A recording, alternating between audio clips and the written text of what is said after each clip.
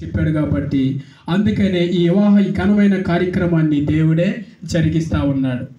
ఈ ఘనమైన కార్యక్రమాన్ని కూడా ఎవరు జరిగిస్తూ ఉన్నాడు? దేవుడే జరిగిస్తూ ఉన్నాడు. ఇది మనుషుల వలన కలిగింది కాదు. ఇది ఎవరి వలన కలుగుతూ ఉంది?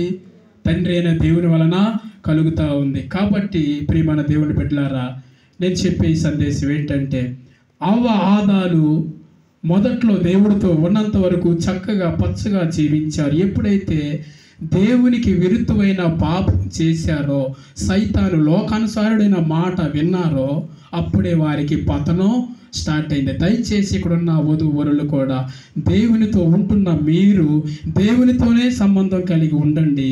ఎప్పుడైతే లోకానుసారమైన లోక మనుషులతోనైనను లోకనాథుడితోనైనను మీరు సహవాసం చేస్తే, వాడు మాట వింటే, ఆ మొదట్లో అవాదాల్ని వాడు ఏ విధంగా అయితే మోసపరిచి భ్రమపరిచి వారిని ఏ విధంగా అయితే దేవునికి దూరం చేసి ఇరుకు ఇబ్బందులు కలిగించి ఆ భూమి మీద ఒక ఏదైనా తోటను వేసి దాన్ని తడపడానికి 4 నదులు అనేక రకాలుగా వచ్చి ఎన్నో ప్రయాసపడ్డాడు.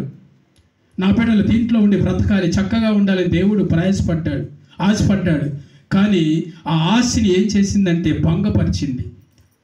మనం కూడా దేవునిలో ఎదగాలి, దేవునిలో గొప్పగా మనం ముందుకు కొనసాగాలి అని చెప్పేసి మనం కూడా